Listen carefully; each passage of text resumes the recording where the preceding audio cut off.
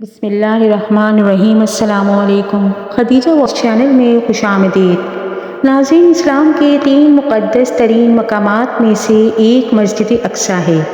یہ وہ پاک مسجد ہے کہ جس کی طرف سفر کرنے والے کے لیے بھی بے حد اجر و ثواب لکھا جاتا ہے۔ یہ مسلمانوں کا قبلہ اول بھی کہلاتا ہے۔ تقریباً 1.5 سال تک حضور صلی اللہ علیہ وآلہ وسلم اور آپ کے صحابہ مسجد اقصیٰ کی طرف ہی منہ کر کے نماز پڑھتے رہے۔ اس میں حکمت یہ تھی کہ مکہ مکرمہ میں تو مشرکین سے امتیاز اور ان سے مخالفت کا اظہار کرنا تھا، اس لیے ان کا قبلہ چھوڑ کر بیت المقدس کو قبلہ بنا دیا گیا۔ پھر ہجرت کے بعد مدینہ طیبہ میں یہود و نصارہ سے امتیاز اور ان کی مخالفت کا اظہار مقصود ہوا، تو ان کا قبلہ بدل کر بیت اللہ کو قبلہ بنا دیا گیا۔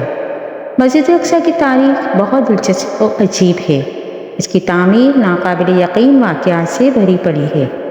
معراج النبی میں حضور اکرم صلی اللہ علیہ وآلہ وسلم نے مسجد اقصیٰ ہی میں تمام انبیاء کی امامت کروائی، جو اس بات کی دلیل ہے کہ اس مسجد کا اسلام سے گہرا تعلق ہے۔ مختصر بات یہ ہے کہ مسجد اقصیٰ مسلمانوں، عیسائیوں اور یہودیوں تینوں مذاہب میں ہی ایک مقدس مقام کا درجہ رکھتی ہے۔ یروشلم کو پیغمبروں کا مسکن بھی کہا جاتا ہے۔ وہاں بہت سے پیغمبر مبعوث فرمائے گئے۔ بیت المقدس کو مختلف قوموں نے اپنے اپنے عقیدے کے اعتبار سے مختلف ناموں سے نوازا ہے۔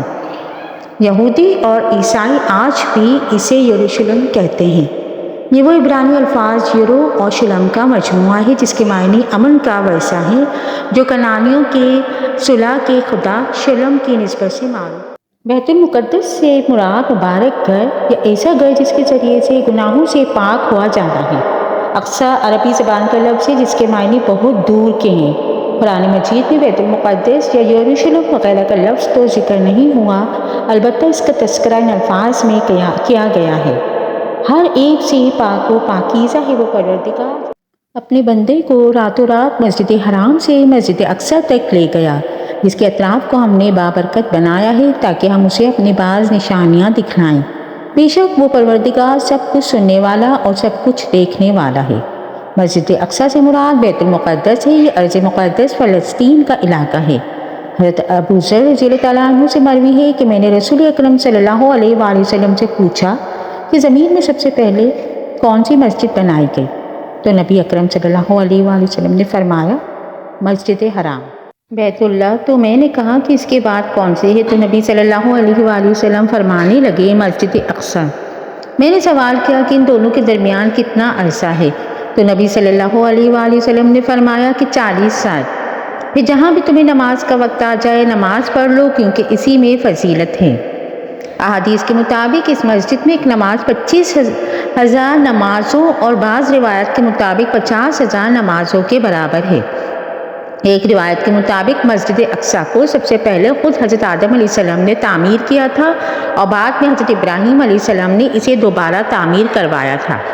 روایتوں کے مطابق اللہ نے حضرت جبرائیل علیہ السلام کو خصوصی طور سے حضرت آدم علیہ السلام کی طرف بھیجا اور حکم دیا کہ مسجد حرام اور مسجد اقصیٰ کی تعمیر کریں۔ ابن ہشام نے اپنی تاریخ میں لکھا کہ جب بنی اسرائیل فلسطین میں مضبوط ہوئے اور ان کی ریاست قائم ہوئی تو حضرت داؤد علیہ السلام نے بیت المقدس کی دوبارہ بنیاد رکھی، اور پھر آپ صلی اللہ علیہ وسلم کے جانشین اور فرزند حضرت سلیمان علیہ السلام نے مسجد اقصیٰ کی مکمل تعمیر فرمائی۔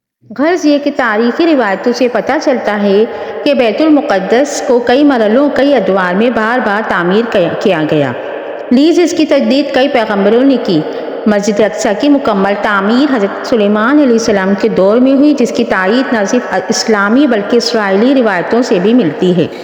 یہ بات بہت مشہور ہے کہ مسجد اقصیٰ کی مکمل تعمیر حضرت سلیمان علیہ السلام کے دور میں ہوئی، جس کی تائید نہ صرف اسلامی بلکہ اسرائیلی روایتوں سے بھی ملتی ہے۔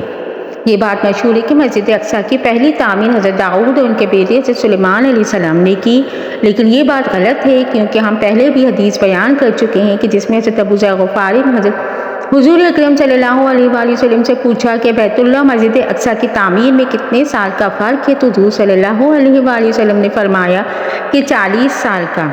اس حدیث سے ثابت ہوتا ہے کہ مسجد اقصیٰ کی بنیاد رکھنے والے بھی حضرت آدم علیہ السلام ہیں۔ اس کے بعد حضرت ابراہیم نے حضرت آدم کی مقرر کردہ بنیادوں پر مسجد اقصیٰ کی تعمیر نو کی۔ حضرت ابراہیم کے بعد حضرت داؤد علیہ السلام نے اللہ کی عبادت کے لیے عظیم الشان مسجد کا اثر نو تعمیر کا آغاز کیا۔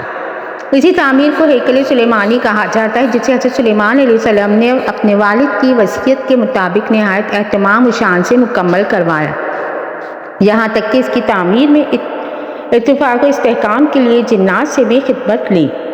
چونکہ حضرت سلیمان علیہ السلام نے اس مسجد بیت المقدس کی تکمیل کی نمایاں عظیم شان تعمیرات آپ علیہ السلام نے کروائیں، اس لیے اسے ہیکل سلیمانی کہا جاتا ہے۔ معلوم ہوا کہ ہیکل سلیمانی سے مراد وہی مسجد بیت المقدس ہے جس کی تعمیر کا ذکر قرآن مجید نے بھی کیا ہے اور جو آج تک موجود ہے، جہاں سے رسول اللہ کو معراج کے موقع پر آسمانوں کے سفر کے لیے لے جایا گیا۔ اس کے علاوہ مزید کوئی خاص فضا کی تعمیر مراد نہیں ہے۔ پھر حضرت سلیمان علیہ السلام نے اس کی تکمیل فرمائی۔ جب حضرت سلیمان مسجد اقصیٰ کی تعمیر فرما رہے تھے تو ابھی اس میں کچھ کام تعمیر کا باقی تھا، اور یہ تعمیر کا کام جنات کے سپرد تھا۔ جنات کو تو جانتے ہی ہوں گے آپ کے، ان کی طبیعت میں سرکشی غالب ہوتی ہے، وہ تو صرف حضرت سلیمان علیہ السلام کے خوف سے کام کرتے تھے۔ اللہ کے پیغمبر کو چونکہ اپنی موت کا پتہ ہوتا ہے، تو جیسے حضرت سلیمان کی موت کا وقت قریب آیا تو آپ سوچنے لگے کہ اگر میری وفات کا جنات کو علم ہو گیا تو فوراً کام چھوڑ بیٹھیں گے اور تعمیر رہ جائے گی۔ حضرت سلیمان علیہ السلام نے تعمیر کی جگہ ایک شیشے کا محراب بھی بنوایا ہوا تھا، جس میں عبادت بھی کرتے اور مسجد کی تعمیر پر نظر بھی رکھتے تھے۔ آپ کا معمول تھا کہ کئی مہینے تک آپ اس محراب پہ رہ کر عبادت کرتے اور جنات کی جرأت نہ ہوتی کہ کوئی اس محراب میں داخل ہو سکے۔ حضرت سلیمان علیہ السلام نے بإذن ربی یہ کیا کہ جب موت کا وقت آیا تو موت کی تیاری کر کے اپنے محراب میں داخل ہو گئے، جو شفاف شیشے سے بنی ہوئی تھی۔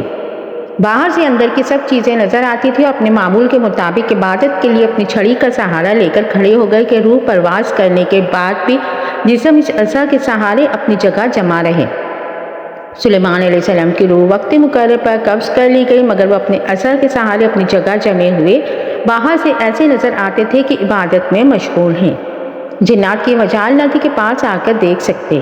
حضرت سلیمان علیہ السلام کو زندہ سمجھ کر کام میں مشغول رہے، یہاں تک کہ سال بھر گزر گئے اور تعمیر بیت المقدس کا بقیہ کام پورا ہو گیا تو اللہ تعالیٰ نے گھن کے کیڑے کو، جس کو دیمک بھی کہا جاتا ہے، حضرت سلیمان علیہ السلام کے عصا پر مسلط کر دیا، جس نے لکڑی کو اندر سے کھا لیا، اور سہارا جیسے ہی ختم ہوتا حضرت سلیمان علیہ السلام کا جسم زمین پر گر گیا، جس سے جنات کو بھی پتہ چلا کہ حضرت سلیمان علیہ السلام کی روح پرواز کر چکی ہے۔